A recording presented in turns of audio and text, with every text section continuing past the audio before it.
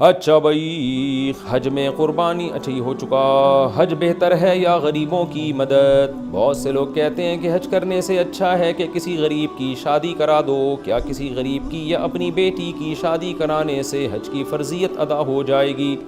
یہی اعتراض قربانی کے متعلق بھی کیا جاتا ہے. اس بارے میں رہنمائی فرما دیں محمد تسلیم اختر انڈیا سے.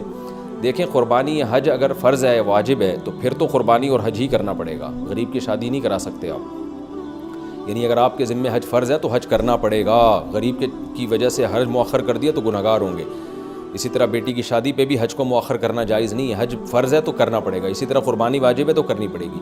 یہ سوال نفلی قربانی اور نفلی حج میں کیا جا سکتا ہے کہ ایک آدمی نے فرض حج کر لیا ہے، اب وہ نفلی حج یا نفلی قربانی کر رہا ہے. واجب قربانی بھی ہو گئی، اب ایک اور حصہ ڈال رہا ہے، وہ نفلی ہے، واجب نہیں ہے، ثواب کے لیے کر رہا ہے. تو اس کے لیے غریب کی مدد زیادہ بہتر ہے یا قربانی زیادہ بہتر ہے؟ یا غریب کی مدد زیادہ بہتر ہے یا نفلی حج زیادہ بہتر ہے؟ تو دیکھیں، اس میں لوگوں کے حالات مختلف ہوتے ہیں. ایک نوعیت کی عبادت کا مقابلہ آپ دوسری نوعیت کی عبادت سے نہیں کر سکتے. حج کی الگ فضیلت ہے، صدقات و خیرات کی الگ فضیلت ہے. صدقات و خیرات کے لیے پورا سال، پوری زندگی پڑی ہوئی ہے. حج اور قربانی کے ایام مخصوص ہیں، یہ ایام نکل گئے تو دوبارہ نہیں ہوگا. تو اس لیے اگر کوئی شخص ایسا ہے، غریب ہے، اور اس سے صدقات و خیرات نہیں ہوتے، اور فرض حج بھی اس نے ادا کر لیا ہے یا واجب قربانی بھی ہو گئی ہے اس کی، اور وہ غریب ہے، پورے سال اس کے لیے صدقات و خیرات کرنا بہت مشکل ہے، وہ قربانی یا حج والی فضیلت تو حاصل کر چکا ہے، صدقات و خیرات والی جو فضیلت ہے وہ اس کو حاصل نہیں ہو رہی. اب اس کے پاس پیسے آئے ہیں تو ایسے غریب کو یہی کہا جائے گا کہ بھائی تم نے حج اور قربانی تو کر لی ہے، اب اگر تم نے صدقہ نہیں کیا تو تم صدقے کی فضیلت سے محروم ہو جاؤ گے، تو اس لیے تم صدقہ کر لو، یہ تمہارے لیے زیادہ بہتر ہے. کسی غریب کی شادی کرا دو، کسی کا پیٹ بھر دو، اور یہ جو ہے نا، اس طرح سے تم کر لو تو زیادہ بہتر ہے، کیونکہ حج اور قربانی والی عبادت کا ثواب مل گیا، صدقے والی عبادت کا ثواب تمہارے اعمال میں کم ہے. لیکن اگر کوئی مالدار ہے، پورے سال صدقہ خیرات کرتا رہتا ہے، تو اس کو یہی مشورہ دیا جائے گا کہ بھائی صدقات و خیرات کے لیے تو پورا سال پڑا ہوا ہے، یہ قربانی اور حج کی فضیلت تمہیں پورے سال میں دوبارہ حاصل نہیں ہو سکتی، اور یہ ایک الگ نوعیت کی فضیلت ہے، اس کے الگ ثواب ہیں، اس کے الگ برکات ہیں. تو اس کو، مالدار کو یہ کہا جائے گا کہ پورا سال پڑا ہے، صدقہ خیرات کرتے رہنا، تم بہتر یہی ہے کہ ایام حج میں ایک اور نفلی حج کر لو، کیونکہ اس کا بڑا ثواب ہے. عرفہ کا وقوف اور اس میں دعائیں مانگنا، حدیث میں آتا ہے شیطان، روایت ہے کہ شیطان جو ہے نا سر پہ خاک ڈال رہا ہوتا ہے عرفہ کے دن، کہ آج کتنے لوگ اللہ کے سامنے گڑ گڑانے کی وجہ سے اللہ نے ان کو جہنم سے بری کر دیا ہے. شیطان کی پوری محنت کی ایسی کی تیسی ہو جاتی ہے عرفہ کے دن. تو اتنی بڑی فضیلت ہے طواف زیارت اور عرفہ کا وقوف احرام کی حالت میں. کیا اللہ کے عاشقان کا ایک ہجوم ہوتا ہے، دیوانوں کا ایک ہجوم ہوتا ہے.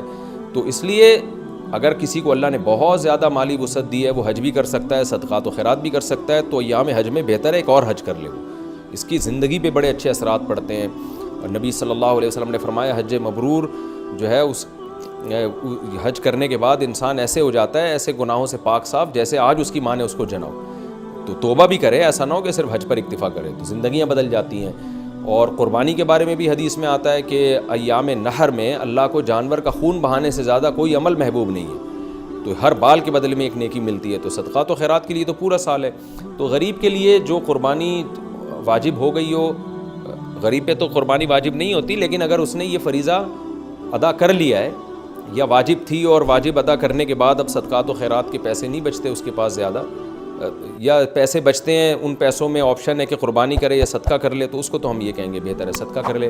لیکن ایک مالدار آدمی کے لیے دونوں عبادتیں کہا جائے گا. لوگ اکثر مالداروں پہ اعتراض کر رہے ہوتے ہیں، ہر سال حج پہ جاتے ہیں، اتنے پیسے کسی غریب کو کیوں نہیں دیتے؟ بھائی آپ جاؤ، پتہ چلے گا کہ وہ اتنے پیسے غریبوں کو بھی دے رہے ہیں پورے سال. تو ان کو حج سے نہ روکیں، عمرے سے نہ روکیں. اللہ کے ہم نے بڑے بڑے نیک بندے اللہ کے دیکھے ہیں، بڑے بڑے بزرگان دین جن کو اللہ نے مالی وسعت دی، وہ ہر سال حج پہ جاتے تھے، ہر سال عمرہ کرتے تھے. وہ کہتے تھے بھائی ہم سے نہیں، اللہ کے گھر کی جدائی ہم سے برداشت نہیں ہوتی. تو یہ ہر ایک کا اپنا مزاج ہے، اپنا ذوق ہے، جو جس طرح سے کر رہا ہے اس کو کرنے دیں. ہاں، جو نان نفقہ آپ پہ واجب ہے وہ بہرحال کرنا پڑے گا. مثال کے طور پر آپ کے ماں باپ بوڑھے ہیں، آپ کی بیوی بچوں کے پاس کھانے کے پیسے نہیں ہیں، اور آپ فرض حج ادا کر چکے ہو، اور اب آپ نفلی حج کے لیے جا رہے ہو.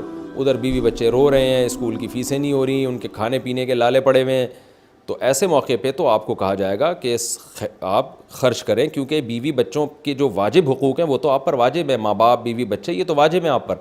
تو اس کے لیے تو پھر جانا جائز ہی نہیں ہوگا.